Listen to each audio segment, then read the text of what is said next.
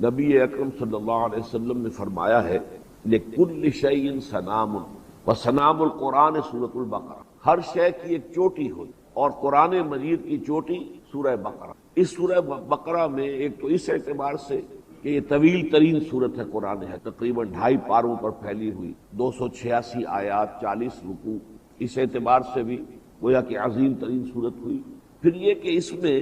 بعض ایسی آیات شامل ہیں جو بڑی طویل آیات میں سے ہے قرآن مجید، جیسے آیت الآیات 20ویں رکوع کی پہلی آیت ہے۔ مکی صورتوں میں متعدد آیات میں اللہ تعالیٰ اپنی جن نشانیوں کا ذکر کرتا ہے آفاقی، ان سب کو ایک آیت میں ان فی خلق السماوات والارض واختلاف اللیل والنہار والفلک التي تجری فی البحر بما ينفع الناس وما انزل اللہ من السماء من ماء فاحیا به الارض بعد موتها وبث فيها من كل دابة وتصريف الرياح والسحاب المسخر بين السماء لآیات لقوم، ایک جس میں کتنے جو فینومینا آف دی نیچر ہے کتنوں کا حوالہ آیا ہے۔ آپ دیکھیں گے سورہ روم ہو یا اور اس طرح کی صورتیں ہو، یہ کئی آیتوں کے اندر ان آیات کا، ان نشانیوں۔ پھر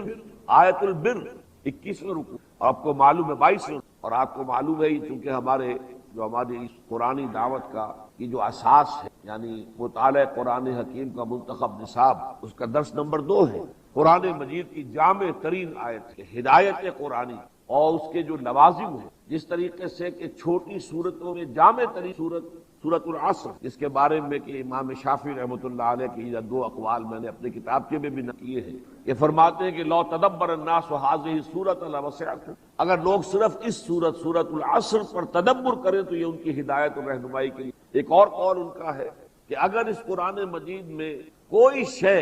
سوائے سورۃ العصر کے نازل نہ ہو تب بھی وہ لوگوں کی ہدایت کے لیے، لَوْ لَمْ يُنَزَّلْ مِنَ الْقُرْآنِ سِوَاهَا لَكَفَتْ، لیکن جو بات سورۃ العصر میں ایک سورت میں آئی ہے وہی بات ایک آیت کے اندر ہے، بقرہ کی آیت البر، لَيْسَ الْبِرَّ أَن تُوَلُّوا وُجُوهَكُمْ قِبَلَ الْمَشْرِقِ وَالْمَغْرِبِ وَلَكِنَّ الْبِرَّ مَنْ آمَنَ بِاللَّهِ وَالْيَوْمِ الْآخِرِ وَالْمَلَائِكَةِ وَالْكِتَابِ وَالنَّبِيِّينَ وَآتَى الْمَالَ عَلَى حُبِّهِ ذَوِي الْقُرْبَى وَالْيَتَامَى وَالْمَسَاكِينَ وَابْنَ السَّبِيلِ وَالسَّائِلِينَ وَفِي الرِّقَابِ وَأَقَامَ الصَّلَاةَ وَآتَى الزَّكَاةَ وَالْمُوفُونَ بِعَهْدِهِمْ إِذَا عَاهَدُوا وَالصَّابِرِينَ فِي الْبَأْسَاءِ وَالضَّرَّاءِ وَحِينَ الْبَأْسِ اولئک۔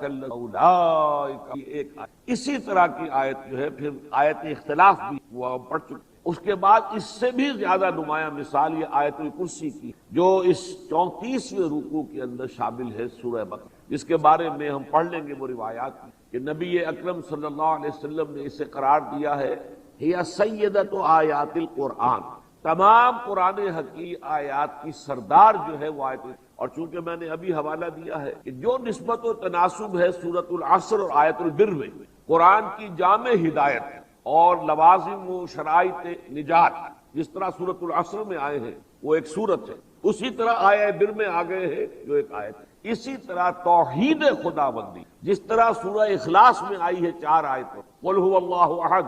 اللہ الصمد لم یلد ولم یولد ولم یکن لہ کفوا احد، اسی طریقے سے اتنی ہی جامعیت کے ساتھ اس آیت الکرسی میں ہے جو آج ہم انشاءاللہ جس کا مطالعہ کریں۔ بہرحال اس حوالے سے نوٹ کر لیجئے۔ ایک اور مثال بھی میں آپ کو دے دوں اس سورہ مبارکہ میں، جیسے کہ میں نے آیت الآیات کا حوالہ دیا ہے، 20ویں رکوع کی پہلی آیت ہے، اس رکوع کی بھی 4 آیات ہیں، اس رکوع کی بھی 4 آیات ہیں، یہ بھی توحید کے ایک پہلو کو بیان کر رہا ہے اور وہ بھی توحید ہی کے ایک فلسفے کو بیان کر۔ پھر آئندہ کسی انشاءاللہ نشست میں ہم اس رکوع کا مطالعہ کریں گا، اس لیے کہ توحید کا جو فلسفیانہ پہلو ہے، جو اس کا حکیمانہ پہلو ہے، وہ انشاءاللہ اس رکوع کے حوالے سے ہمارے سامنے آئے گا۔ لیکن توحید کا جو اعتقادی پہلو ہے وہ ہے کہ جو آج آیت الکرسی کے حوالے سے ہمارے سامنے انشاءاللہ بتمام کمالات۔ اب ہم آغاز کر رہے ہیں۔ سب سے پہلی آیت جو اس کا تعلق ہے انسان کے عمل سے۔ یوں سمجھیے کہ جیسے ایک انگوٹھی ہو اور اس میں کوئی نگینہ بہت بڑا خوبصورت یا کوئی ہیرا جڑا ہوا ہے،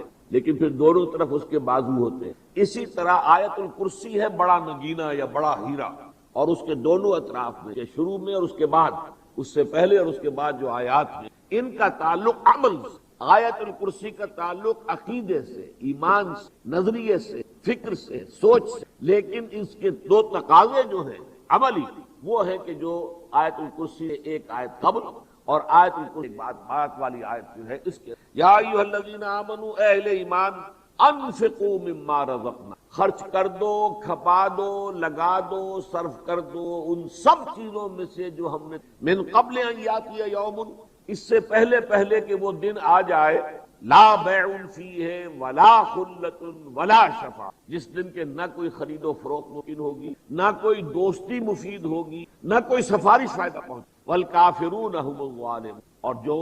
انکار کریں وہی ہے ظالم، وہی ہے مشرک۔ اب اس آیت میں پہلے تو میں چاہوں گا کہ آپ لفظ انفاق کو اچھی طرح سمجھ، اور یہ کہ یہ انفاق یہ اس سورہ مبارکہ کا، سورہ بقرہ کا جو نصف ثانی ہے، یہ دو حصوں میں منقسم ہے۔ جن حضرات نے دورہ ترجمہ قرآن میرا سماعت فرمایا ہے، یا قرآن حکیم کی صورتوں کا جو باہمی ربط میرا ایک کتابچہ ہے تفصیل بیان کہ سورہ بقرہ کے دو حصے ہیں۔ نصف اول میں اصل خطاب ہے سابقہ امت مسلمہ یہود کے، یا بنی اسرائیل یا بنی اسرائیل یا بنی اسرائیل۔ نصف ثانی میں سارا خطاب ہے موجودہ امت مسلمہ یعنی امت محمد صلی اللہ علیہ وسلم۔ اسی لیے میں نے ایک نام تجویز کیا ہے سورہ مبارکہ کا سورۃ الامتین، یہ دو امتوں کی صورت ہے کہ اس کا نصف اول جو ہے اس کا تعلق جو ہے سابقہ امت مسلمہ سے ہے جس کو معزول کیا گیا، اور اس کی جگہ یہ نئی امت فائز کی، اور اس کا جو حصہ ثانی ہے نصف ثانی، اس کا تعلق جو ہے وہ امت مسلمہ سے ہے، امت محمد سے ہے صلی اللہ علیہ وسلم۔ یہ جو دوسرا حصہ ہے اس میں چار مضامین کی لڑیاں، دو ہیں احکام شریعت، کیونکہ یہ پہلی ہے مدنی صورت، اور مدنی صورت کے اندر احکام آئے ہیں، شریعت کے احکام۔ آپ کو مکی صورتوں میں وہ احکام نہیں ملتے، مکی صورت میں تو بنیادی بحثیں، ایمانیات کی بحث، فکری بحثیں ہیں، نظری بحثیں، لیکن یہ کہ اصل میں شریعت کا جو ڈھانچہ آتا ہے وہ تو ہے مدنی صورتوں میں، اور اس کا جو بلو پرنٹ ہے وہ سورہ بقرہ میں تیار ہوا، پھر اس کی جو ہے تعمیر ہوتی ہے اور تکمیل جا کر ہوگی سورہ مائدہ۔ اس اعتبار سے اس میں شریعت، اب شریعت کی دو لڑیاں ہیں۔ شریعت کا ایک حصہ عبادات، چنانچہ یہاں روزے کے احکام آئے، حج کے احکام آئے، نماز کے بعد احکام آئے، یہ ہے عبادات۔ ایک ہے معاملات، وراثت کا معاملہ کیا ہو، شادی بیاہ کا معاملہ کیا ہو، طلاق کے معاملات کیا ہو، شراب اور جوئے کے بارے میں کیا حکم ہے، یہ ساری چیزیں جو ہے ان کا تعلق انسان کی عملی زندگی معاملات سے۔ تو دو لڑیاں تو یہ ہے شریعت کی، عبادات اور معاملات، اور دو لڑیاں ہیں جہاد فی، لیکن یہ جہاد فی سبیل اللہ جو ہے مدنی دور میں آ کر اب یوں سمجھیے کہ دو لڑیوں میں تقسیم ہو گیا۔ قتال فی، یہ کہ ابھی مکی دور میں قتال نہیں تھا، اب جہاد نے شکل اختیار کی، قتال کی، اب جنگ کا معاملہ، قتال فی سبیل اللہ، اور انفاق فی، کہ ظاہر بات ہے کہ جنگ کے لیے سامان حرب و ضرب کی ضرورت، اسلحہ کی ضرورت، رسد کی ضرورت، لہذا اس میں مال چاہیے، جب تک کہ مالی ذرائع نہ ہو آپ جنگ جو ہے اس کا آغاز نہیں کر سکتے۔ اس لیے اب یہاں پر جہاد فی سبیل اللہ کو دو واضح لڑیوں میں تقسیم کر دیا، قتال فی سبیل اللہ اور انفاق فی۔ لیکن یہ جو چار لڑیاں ہیں یہ ایسا نہیں ہے کہ ایک مضمون مکمل ہو جائے پھر دوسرا پھر تیسرا پھر چوتھا، بلکہ یہ چار لڑیاں ہیں جیسے کہ رسی کے اندر ہم بٹ دیتے ہیں رسی، آپ چار لڑیاں ہیں اس کو بٹ دیا آپ نے اور رسی بنا دی، نتیجہ کیا ہوگا کہ اب یہ جو ہے مسلسل نظر نہیں آئے گی کوئی لڑی، مثلا یہ کہ ایک اگر لال ہے، ایک نیلی ہے، ایک پیلی ہے، ایک ہری ہے، تو اب آپ کو رنگ کٹوا نظر آئیں گے، رسی کے اندر لال ہے، پیلا ہے، نیلا ہے، ہرا ہے، پھر لال ہے، پھر نیلا ہے، پھر پیلا ہے، پھر ہرا ہے۔ اس طریقے سے یہ چار مضامین جو ہے یہ 19ویں رکوع سے لے کر اور 40ویں رکوع تک یہ چار مضامین کٹواں آپ کو مل، بظاہر کٹواں ہے، لیکن اگر لڑیاں کھول دی جائیں تو گویا کہ ہر لڑی مسلسل ہے۔ ایک مضمون ہے انفاق فی سبیل اللہ کا، ایک مضمون ہے قتال فی سبیل اللہ کا، ایک مضمون ہے عبادات کا، ایک مضمون ہے معاملات کا۔ تو انفاق فی سبیل اللہ پر کئی مرتبہ اس سے پہلے، کیونکہ وقت کم ہے میں نہیں جا سکتا، ابھی حال ہی میں کا درس دیا ہے جو میرا تسلسل کے ساتھ درس چل رہا ہے جو قرآن آڈیٹوریم ہے، ایک مرتبہ تو میں ختم کر چکا ہوں میرے قرآن کا درس وہاں، لیکن اب دوبارہ شروع ہوا ہے تو وہ اب اس مقام پر تھا، اسی کے حوالے سے میں نے یہاں کے لیے بھی اسی کا فیصلہ کیا، تو میں نے تفصیل سے پھر اس میں لڑی کھول کر بتا دی کہ انفاق فی سبیل اللہ کے کون کون سی آیات آ چکی، اور اس کے بعد آپ دیکھیں گے آگے جا کر دو رکوع کے بعد پورے دو رکوع آئیں گے انفاق فی، جیسے قتال فی سبیل اللہ پر منفرد آیات بھی آئیں اور پھر دو رکوع آئے ہیں آیت الکرسی سے پہلے والے دو رکوع، وہ جو طالوت اور جالوت کی جنگ کے حوالے سے قتال فی سبیل اللہ پر پورے دو، اس طریقے سے یہاں پر بھی اب یہ آ رہا ہے انفاق کا معاملہ۔ انفاق جو ہے پہلے اس لفظ پر غور کی، اگرچہ سورۃ المنافقون ہم نے یہاں پڑھی تھی، عرصہ ہوا اس وقت بھی اس پر بحث ہوئی، لیکن پھر تازہ کیجئے، یہ تو در حقیقت کلا انہا تذکرہ، ذہن کے اندر ان چیزوں کو تازہ کرتے رہنا چاہیے، اور ایسا بھی ہوتا ہے کہ ہر مرتبہ ہر محفل میں کچھ لوگ نئے بھی ہوتے ہیں۔ عام طور پر اس کے معنی ہم کریں مال خرچ کر، اللہ کی راہ میں مال خرچ، لیکن اصلاً یہ لفظ جو ہے اس سے بہت زیادہ وسعت کا حامل ہے، اس لیے کہ عرب جو ہے اس لفظ کا استعمال کرتے ہیں دونوں چیز، مال خرچ ہو گیا، نفقت الدراہم، درہم جیسے ہم کہتے ہیں کہ اب پیسے ختم ہو گئے، تو نفقت الدراہم پیسے ختم ہو، درہم ختم ہو، اور ایک ہے نفق الفرس، گھوڑا مر گیا، گویا کہ جان کا چلے جانا بھی انفاق ہے، نفق ہے۔ چنانچہ ایک بڑی پیاری حدیث ہے حضرت معاذ بن جبل سے رضی اللہ تعالی عنہ، جس کے آخر میں آتا ہے حضور فرماتے ہیں وما اسقل میزان عبد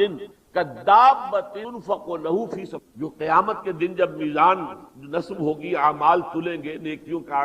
اعمال ادھر ہیں اور بدی کے ادھر ہیں، اہل ایمان کے، ظاہر بات ہے کفار کے اعمال کا وزن نہیں تو سیدھے جہنم میں جائیں گے، لیکن جو ایمان کے دعوے دار ہیں اور جن کے دلوں میں کچھ ایمان کی نمک تھی، ان کے اعمال جو ہیں ان کو تولا۔ تو حضور فرماتے ہیں کہ نیکی کے پڑھنے کو سب سے زیادہ بوجھل کرنے والی شے، سب سے وزنی شے جو اس میں پڑے گی وہ چوپایا ہوگا جو کسی مجاہد فی سبیل اللہ نے جب جہاد اس پر سوار ہو کر کیا اور اس میں وہ چوپایا کام آ گیا۔ اب آپ کو معلوم ہے آپ گھوڑے کے اوپر سوار ہو کر جنگ میں حصہ لے رہے ہیں تو تیر جیسے انسانوں کو لگ سکتا ہے گھوڑے کو بھی لگ سکتا ہے، جیسے انسان جو ہے وہ شہید ہو جائے گا تو گھوڑا بھی گویا کہ اللہ کی راہ میں شہید ہو جائے گا۔ تو فرمایا کہ جتنا اس گھوڑے کی شہادت جو ہو جائے گی اللہ کی راہ میں کدابۃ تنفق لہ فی اللہ، اللہ کی راہ میں جہاد کرتے اس کی جو سواری کام آ گئی، اس سے جتنا وزن اس کی نیکی کے پڑھنے کے اندر پڑے گا اور کسی شے سے نہیں۔ تو گویا کہ انفاق کے اب معنی ہو جائیں گے جو بھی کچھ اللہ نے تمہیں دیا کھپاؤ، تمہیں وقت دیا ہے، کچھ مہلت عمر ہے 50 60 70 سال،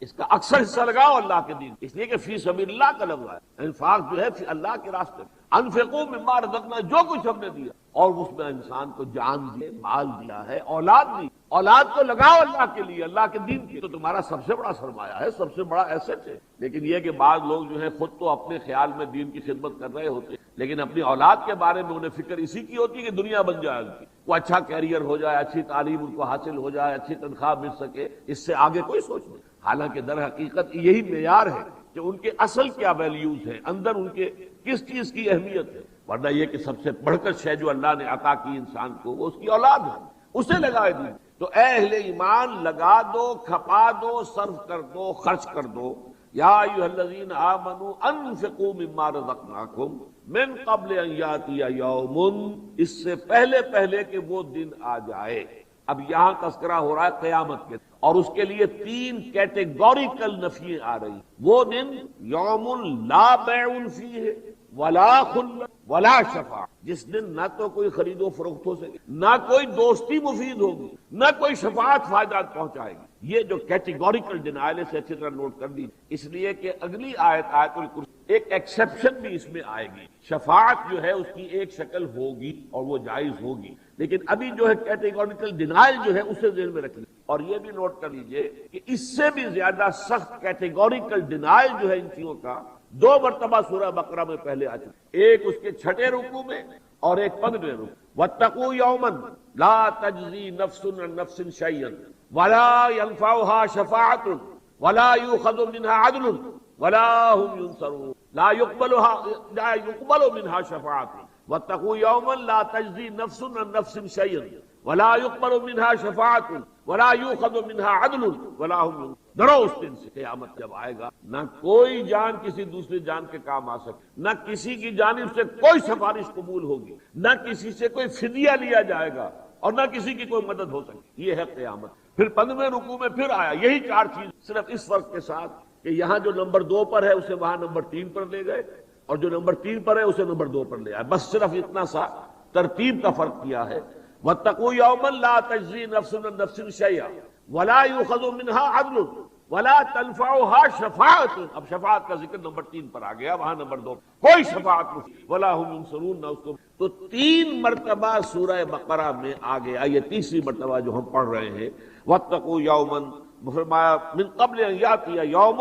لا بیع فیہ ولا خلۃ ولا شفاعۃ، یعنی قیامت کے دن کام آنے والی شے انسان کے اپنے اعمال، اصل شے جس پر کہ اگرچہ فیصلہ کن شے آخری اللہ کی رحمت ہوگی۔ چنانچہ حدیث میں آیا ہے کہ کوئی شخص محض اپنے افعال کی بنیاد پر جنت میں نہیں جا سکتا جب تک کہ رحمت خداوندی دستگیر۔ اور جب کسی صحابی نے حضور سے پوچھ لیا، بڑی ہمت کی، جرأت سے کام لیا کہ کیا حضور آپ بھی، کیونکہ وہی لفظ میں دوبارہ استعمال کر رہا ہوں، کیٹیگوریکل سٹیٹمنٹ، کہ حضور کا یہ جملہ جو تھا اتنا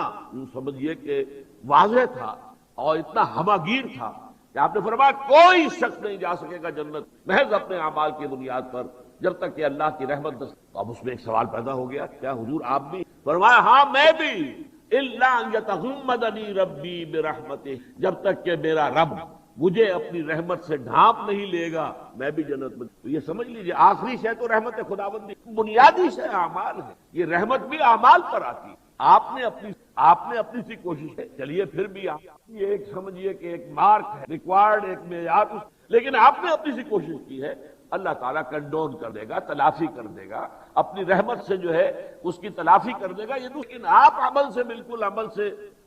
یہ جو علامہ اقبال نے کہا ہے کہ عمل سے فارغ ہوا مسلمان بنا کے تقدیر کا بہانہ، اسی طرح اللہ کی رحمت کا بہانہ بنا کر یا رسول اللہ کی شفاعت کا بہانہ بنا کر انسان جو ہے اپنے آپ کو عمل سے فارغ کر لے تو پھر نہ وہ شفاعت مفید ہوگی اور نہ ہی وہ اللہ تعالیٰ کی رحمت جو ہے وہ تو اصل شے اعمال، جیسے کہ سورۃ النجم میں فرمایا لیس للانسان الا ما سعی وان سعیہ سوف، نہیں ہے کسی انسان کے لیے مگر وہی کچھ جس کے لیے اس نے محنت کی ہے، کوشش۔ ہاں اس کی کوشش اس کے سامنے نہیں جائے گی، وہ اپنی کوشش کو اپنے سامنے موجود سوف یرا دکھا دیا جائے گا۔ تو یہ ہے تیسرا مقام سورہ بقرہ میں جس شفاعت کی بھی کیٹیگوریکل ڈینائل ہے۔ ایک بات اور نوٹ کر لی کہ یہ تو قیامت کے دن کا ذکر ہے، ایک چھوٹی قیامت وہ ہے جو میری اور آپ کی موت ہے، جو میرے اور آپ کے سر پر منڈلا رہی ہے، پتہ نہیں کب آ جائے، جھپٹا مار لے، جیسے کوئی چیل ہو یا کوئی اور جانور ہے سر کے اوپر منڈلا رہا ہے، پتہ نہیں کب وہ جھپٹا مارے۔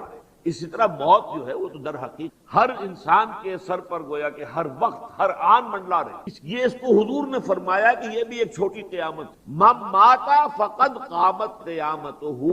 جو شخص مر گیا اس کی قیامت تو آ گئی کہ اب وہ مہلت عمل تو ختم، اب اعمال اور کوئی نیکی کی کسب کرنے کے لیے کوئی امکان تھا وہ ختم ہو گیا، لہذا اس کی قیامت آ گئی۔ تو گویا کہ یہ قیامت صغریٰ ہے۔ یہی وجہ ہے کہ یہ مضمون جب سورہ منافقون میں آیا ہے تو وہاں وہ موت کا نقشہ کھینچا گیا، انفقوا مما رزقناکم من قبل ان یاتی احدکم الموت فیقول رب لولا اخرتنی الی اجل قریب فاصدق واکن من الصالحین، خرچ کر دو، لگا دو، کھپا دو اللہ کی راہ میں ان سب چیزوں میں سے جو ہم نے تمہیں دی ہے، اس سے پہلے کہ تم میں سے کسی کے سرہانے اس کی موت آ کر کھڑی ہو اور اس وقت وہ کہے گا پروردگار ذرا سی مہلت دے، تھوڑا سا مؤخر کر دے اس موت کو، تو میں سب کچھ تیری راہ میں لٹا دوں گا، دے دوں گا، خرچ کر دوں گا، نیک ہو جاؤں۔ وَلَن يُؤَخِّرَ اللَّهُ نَفْسًا إِذَا جَاءَ أَجَلُهَا، نوٹ کر لو کہ جب کسی کی اجل وہ آ جائے گی معین پھر اللہ مؤخر نہیں کرے گا، ہرگز نہیں کرے گا۔ لام نون کے ساتھ جو نفی ہوتی ہے وہ بڑے تاکید، لن یؤخر اللہ نفس، کسی کا مؤخر نہیں کرے گا، وہ وقت جب آ گیا تو آ گیا۔ تو یہاں پر جو ہے وہ قیامت کبریٰ، اور اس جگہ سورہ منافقون میں یہی مضمون قیامت صغریٰ یعنی موت کے حوالے سے۔ یا ایھا الذین آمنوا انفقوا مما رزقناکم من قبل ان یاتی یوم لا بیع فیہ ولا خلۃ ولا شفاعۃ والکافرون هم الظالمون، اور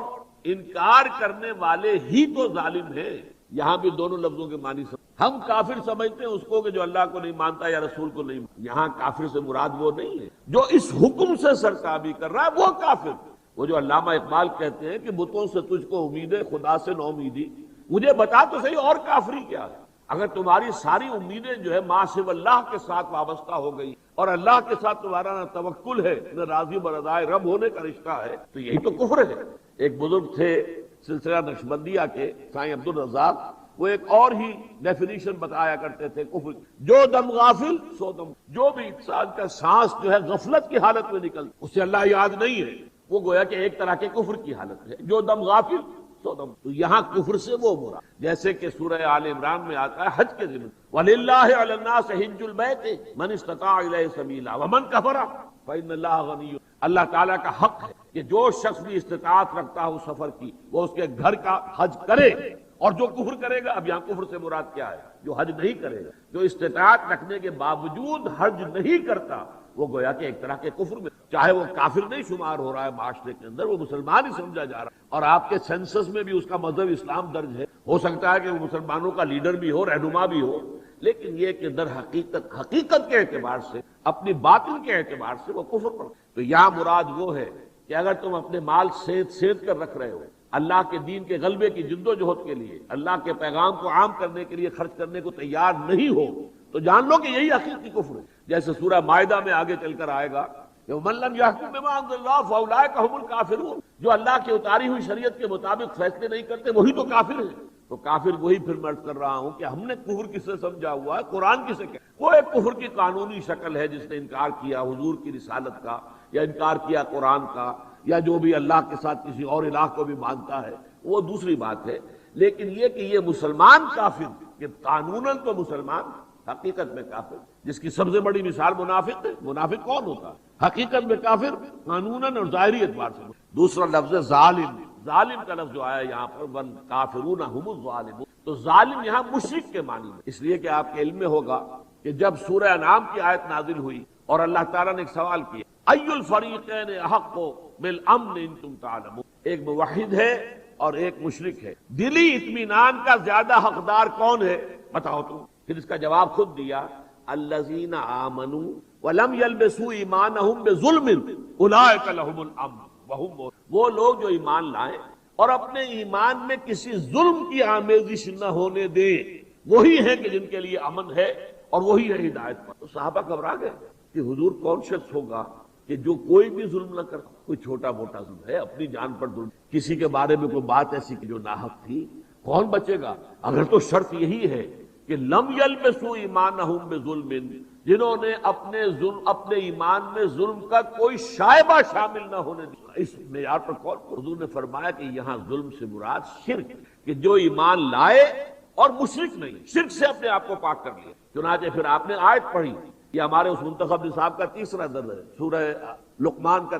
رکوع، دوسرا رکوع جو ہے، تو یہ اس کا تیسرا درس ہے ہمارے منتخب نصاب کا۔ اس میں فرمایا گیا ان الشرک لظلم عظیم، سب سے بڑا ظلم جو ہے وہ شرک ہے۔ تو یہاں بھی سمجھیے والکافرون هم الظالمون، یہی لوگ کہ جو مال کا بخل کر رہے ہیں، سینت کر رکھ رہے ہیں، اللہ کی راہ میں صرف کرنے کے لیے آمادہ نہیں ہے، یہی کافر ہے اور یہی مشرک ہے، اس لیے کہ ان کا معبود مال ہے، مال کی محبت ہے جو اللہ کی محبت سے بڑھ گئی ہے، اس لیے معبود کون ہوا؟ جیسے کہ حضور نے فرمایا تعس عبد الدینار و عبد الدرہم، ہلاک ہو جائے درہم و دینار کا بندہ۔ اب یہ درہم و دینار کا بندہ کون ہوتا ہے؟ درہم و دینار کو کسی نے پوجا تو نہیں ہے، کوئی نقدی سامنے رکھ کر کسی نے سجدہ تو نہیں کیا ہے۔ درہم و دینار کا بندہ کون ہے؟ جس کو درہم و دینار سے اتنی محبت ہے کہ وہ اللہ کے احکام کو پیچھے ڈال سکتا ہے درہم دینار کے۔ جو شخص دولت کے حصول کے لیے اللہ کے احکام کو، اس کی شریعت کے احکام کو توڑ سکتا ہے، اس کا معبود دولت ہے، اللہ نہیں۔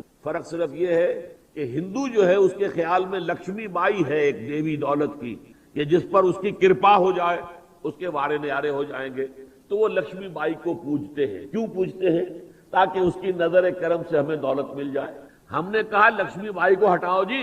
سیدھے دولت کو کیوں نہ پوجو؟ بس بیچ کا واسطہ ہم نے نکالا ہے۔ باقی یہ کہ وہ بھی لکشمی بائی کو پوجتا ہے اگر دیوی کو، تو دولت کے لیے پوجتا۔ اگر ہم نے دولت کو پوجا ہے تو گویا کہ ہمارا معبود تو تعس عبد الدینار و عبد، جو لوگ اس انفاق فی سبیل اللہ سے رکے رہتے ہیں مال کی محبت کی وجہ سے، جیسے کہ سورہ توبہ کی آیت ہے، بہت مرتبہ میں نے سنائی ہے، قل ان کان آباؤکم وابناؤکم واخوانکم وازواجکم وعشیرتکم واموال اقترفتموها وتجارۃ تخشون کسادها ومساکن ترضونها احب الیکم من اللہ ورسولہ وجہاد فی فتربصوا حتی یاتی اللہ بامرہ واللہ لا یہدی القوم الفاسقین۔ اے نبی ان سے کہہ دیجئے کہ سن لو لوگو، اگر ہو تمہیں تمہارے باپ اور تمہارے بیٹے اور تمہارے بھائی اور تمہاری بیویاں یا بیویوں کے لیے شوہر اور تمہارے رشتہ دار اور تمہارے وہ مال جو تم نے بڑی محنت سے کما کر جمع کیے اور تمہارے وہ کاروبار جن کے کساد کا تمہیں اندیشہ رہتا ہے مندہ نہ ہو جائے، اور تمہاری وہ بلڈنگیں جو تمہیں بڑی پسند ہیں، محبوب ہیں، بڑے چاؤ اور لاڈ کے ساتھ ان کو بنایا ہے اور سنوارا ہے اور آرکیٹیکچرل ٹچز دیے ہیں، خوبصورت بنایا ہے، اگر یہ چیزیں محبوب تر ہیں، احب الیکم من اللہ ورسولہ وجہاد فی سبیلہ، اگر یہ زیادہ محبوب ہیں اللہ سے اللہ کے رسول سے، اللہ کی راہ میں جہاد سے، فتربصوا، تو جاؤ انتظار کرو، وہاں دفع ہو جاؤ، حتی یاتی اللہ بامرہ، یہاں تک کہ اللہ اپنا آخری فیصلہ سنا دے، واللہ لا یہدی القوم الفاسقین، اللہ ایسے فاسقوں کو ہدایت نہیں دے، یعنی زبردستی ہدایت دینا اللہ کی وہ تو جو ہدایت کا طالب ہوگا، جو اس کے لیے کوئی بھاگ دوڑ کرے گا، جو اس کے لیے کوئی قربانیاں دے گا، اس کو ہدایت ملے۔ یہ دولت ایسی کہ ایسے ہی بانٹ دی جائے، بلکہ یہ تو طالب کو بھی ہے جو اس کی طلب کا حق ادا۔ اب یہ تو ہو گیا عملی معاملہ، جیسا کہ میں یہ آیت کی دونوں سے پہلے اور بعد میں عمل کا رخ آیا ہے۔ اب آئی ہے وہ آیت، یہ میں نے چونکہ یہاں کتاب کا تقسیم کرا دیا ہے، آپ یہ تقریباً شاید 30 سال پرانی میری جو میں نے ریڈیو پر کی تھی، اس کو شائع کیا تھا، اور اتفاق سے کبھی کبھی وقت ہوتا ہے ایسا، میری تحریریں بہت کم ہیں، لیکن یہ ایک نہایت جامع تحریر تھی جو اللہ تعالیٰ کے فضل و کرم سے ایک وقت میں قلم سے نکل گئی، اور وہ مجھے خود بھی بہت پسند۔ تو ذرا اس میں ثقیل اصطلاحات آئی ہیں فلسفے کی اور علم کلام کی، تو میں اس وقت جو بھی بیان کروں گا آپ اسے یوں سمجھیے کہ وہ ایک طرح سے باقی اس کا مطالعہ آپ جا کے کیجیے گا ضرور، اس لیے کہ یہ علم قرآن کا سب سے بڑا خزانہ ہے۔ اس کے بالکل سرور کے اوپر وہ حدیث درج ہے کہ حضور نے ایک مرتبہ حضرت ابی ابن کعب سے پوچھا کہ ابی ذرا یہ بتاؤ تمہارے نزدیک قرآن حکیم کی عظیم ترین آیت کون سی؟ اب یہ ابی ابن کعب وہ ہیں جن کے بارے میں حضور نے فرمایا اعلمہم بالحلال والحرام معاذ بن جبل واقرأہم ابی ابن کعب، قرآن مجید کے احکام شریعت کو تو سب سے زیادہ جاننے والا ہے معاذ بن جبل رضی اللہ تعالی عنہ، لیکن قرآن کا سب سے بڑا عالم جو ہے وہ ابی ابن کعب ہے۔ وہ ابی ابن کعب سے پوچھا کہ تمہیں معلوم ہے قرآن کی عظیم ترین آیت کون سی؟ اب جو صحابہ کا عام انداز تھا ان کا اللہ و رسول عالم، وہ ہمیشہ ایسا کرتے تھے کہ حضور سوال کرتے تھے تو جواب نہیں دیتے تھے، کہ یہ بے ادبی بھی ہو جاتی ہے، جیسے چلبلے قسم کے شاگرد ہوتے ہیں، وہ بڑی تیزی سے کہیں گے تاکہ استاد ہمارا لوہا مان لے کہ واقعی بڑا ذہین ہے، بلکہ بعض چلبلے شاگرد تو استادوں کو پڑھانا چاہتے ہیں۔ صحابہ کا انداز بالکل مختلف، اللہ و رسول عالم، ہم تو آپ سے علم کے حصول کے لیے یہاں بیٹھے ہوئے ہیں، آپ فرمائیے۔ لیکن پھر دوبارہ پلٹ کر اگر حضور پوچھتے تھے پھر جواب، تو حضور نے جب دوبارہ پوچھا کہ اے ابی ابن کعب میں تم سے جاننا چاہتا ہوں تمہارے نزدیک قرآن مجید آیت کون؟ تب انہوں نے جب آیت کا حوالہ دیا تو حضور نے ان کے سینے کو ٹھونکا، آپ نے شاباش کی تھپکی دی، شاباش اے ابو المنذر، تمہیں یہ علم راس آئے، تمہارے لیے مبارک ہو کہ تم نے واقعتاً قرآن حکیم کی عظیم ترین آیت کو سمجھ لیا کہ کون سی آیت ہے۔ اور بعض احادیث میں آئے گا کہ قرآن مجید کی سورتوں میں سب سے عظیم سورۃ الاخلاص، 4 آیتوں میں توحید کا سمندر بند، اور آیتوں میں سب سے بڑی آیت، سب سے عظیم آیت آیت الکرسی، جس میں کہ توحید خدا بندی کا بحر ذخار ہے، جو تقریباً 10 جملوں کے اندر بند کر اللہ لا الہ الا ہو، اللہ وہ ہستی ہے کہ جس کے سوا کوئی معبود نہیں الہ۔ اب یہ وہی بات ہے لا الہ الا اللہ جو ہمارے کلمہ طیبہ کا اور کلمہ شہادت کا اشہد ان لا الہ الا اللہ وحدہ لا شریک لہ مفہوم وہی ہے، لیکن ذرا اب یہاں غور کیجئے، یہاں ایک تو لفظ الہ اور ایک لفظ اللہ، ان دونوں کو سمجھیں۔ اللہ کے بارے میں 2 آراء ہیں، جو ذرا صوفی پرست قسم کے علماء اور مفسرین ہیں، ان کا کہنا یہ ہے کہ اللہ جو ہے وہ اللہ کا اسم ذات ہے، یہ اس میں مشتق نہیں ہے، اس میں جامد ہے۔ جیسے کسی شہر کا نام لاہور، لاہور بس نام ہے، ابھی کس لفظ سے نکلا ہے، اس کا مادہ کیا ہے، اس کی تحقیق نہیں ہو سکتی، یہ تو نام ہے۔ یثرب کا نام یثرب ہے، کیوں ہے؟ اب اس کی کوئی وجہ نہیں، بس یہ نام ہے، تو اس کی آپ کو کسی نحوی اور صرفی جو ہے بحث میں جانے کا مسئلہ نہیں ہوتا، وہ نام ہے۔ تو گویا کہ اللہ تعالیٰ کا اسم ذات اللہ ہے، یہ کسی اور لفظ سے نکلا ہوا، جیسے اللہ کے باقی سارے نام جو ہیں وہ صفاتی صفت ہے۔ قادر، القادر اللہ کا نام، علیم، جب یہ تنوین آتی ہے آخر میں تو یہ نکرہ ہے، جاننے والا، صاحب علم، العلیم۔